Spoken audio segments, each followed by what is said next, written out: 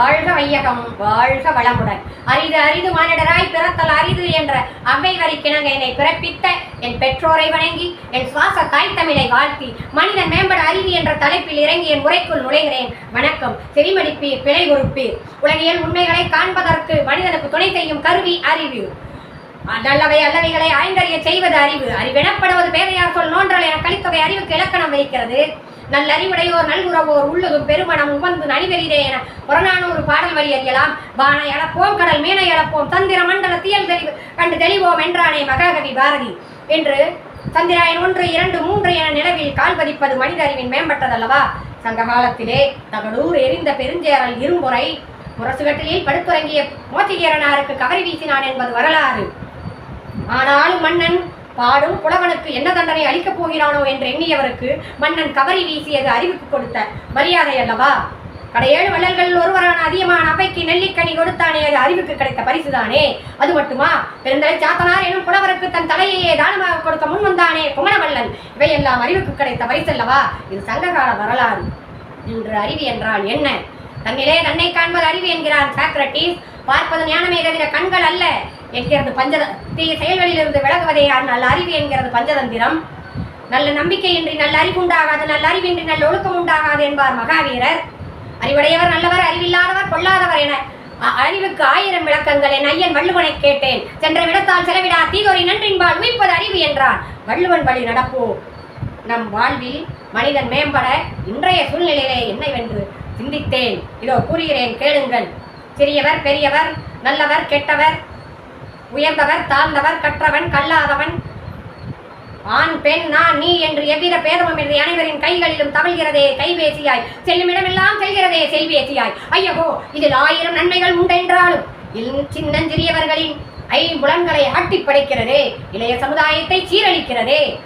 அறிவுசால் மனிதனால் ஆக்கத்திற்கு கண்டறியப்பட்ட அணுவை அறிவிற்கு பயன்படுத்தினானே. இவையெல்லாம் நல்லறிவல்ல.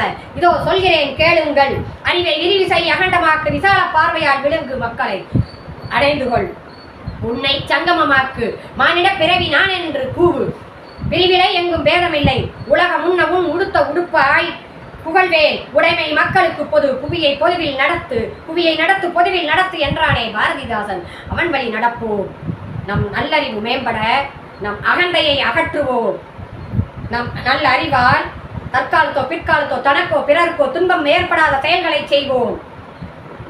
சுயம் விட்டு பொது நோக்கி பணியாற்றுவோம்.